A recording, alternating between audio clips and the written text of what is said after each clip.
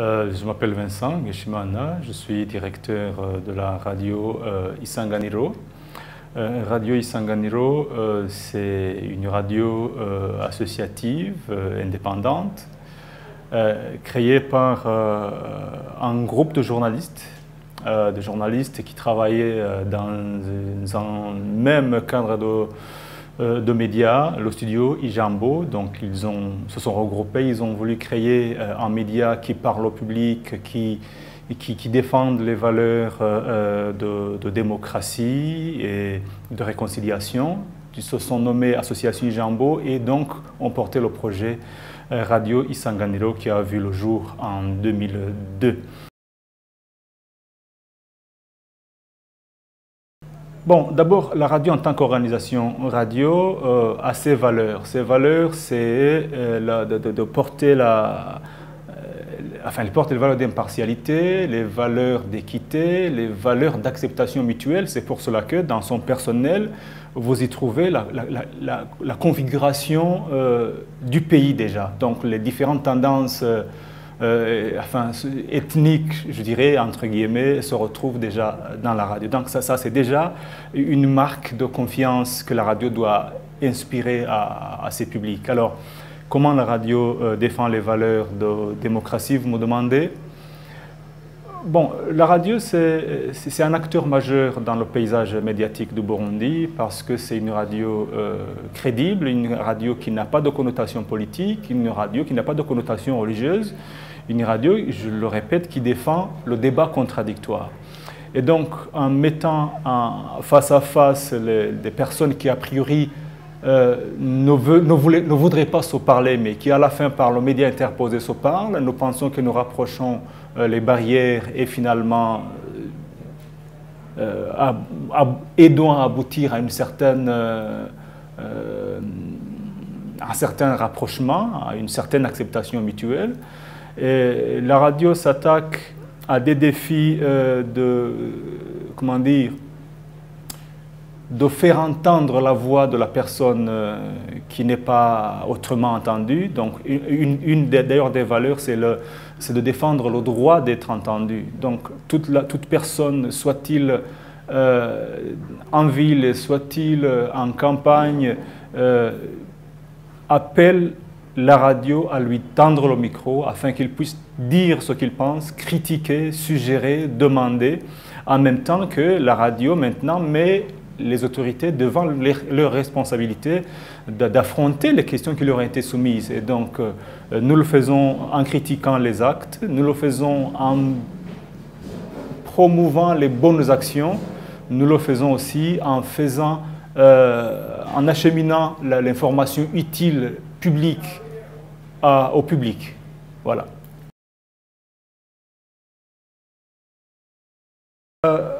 Beaucoup de choses parce que bon, c'est classique. La radio, quand quelqu'un l'écoute, c'est facile. Hein. Tu as un poste radio qui te sort un son et un son qui véhicule l'information. Mais tu n'as pas idée de ce que cette information coûte. Et c'est ça généralement le problème de la radio. Si la radio ici est le média le plus suivi, les gens n'ont pas vraiment idée de ce que l'information qu'ils reçoivent coûte.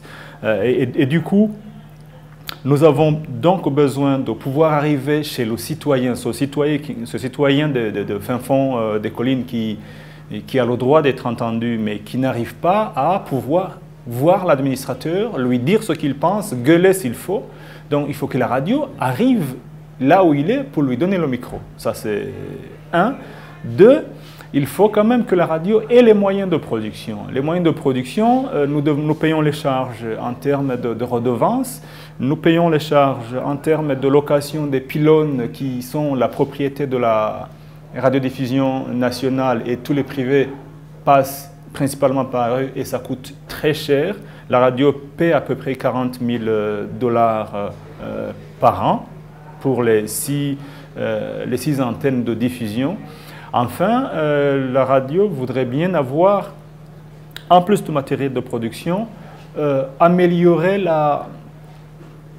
le dispositif haute fréquence parce qu'il y a une zone, la partie ouest, il y a une bande à partir de de Bubanza vers Cibitoke qui n'est pas couverte et une bande le long du lac Tanganyika à partir de Rumongue qui n'est pas couverte. Ce n'est pas une grande étendue, mais nous pensons que c'est quand même une région où on nous réclame et où nous devons être.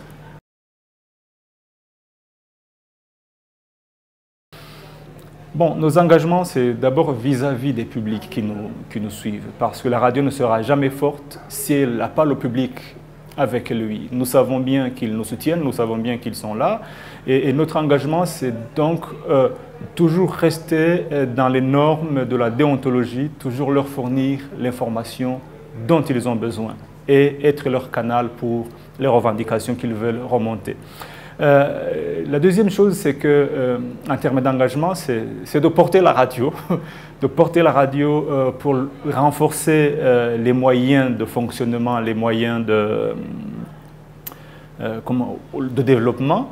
Cela passe nécessairement par, la consolidation de la gouvernance au sein de la radio. La radio, c'est une radio associative, je vous ai dit, et donc il doit y avoir des mécanismes d'échange d'informations, des mécanismes de contrôle et d'appui mutuel. Ça, c'est un chantier prioritaire. La deuxième chose, c'est de pouvoir nous permettre, avec toute l'équipe, de voir au-delà de la radio. Nous avons la radio aujourd'hui, nous cherchons à la consolider. Pourquoi pas être multimédia sous peu.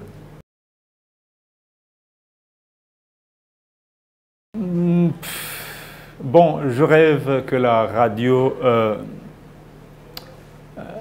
génère d'autres projets, que la radio mette en place une télé, que la radio porte un journal écrit et que la radio se renforce sur le plan de cette passerelle diaspora résident, parce que pendant longtemps la radio a permis au débat, a permis à la diaspora de participer au débat intérieur dans différents forats, y compris lors des négociations. Donc c'est aujourd'hui plus que jamais l'occasion de renforcer son site notamment pour que cet échange d'informations perdure et se renforce.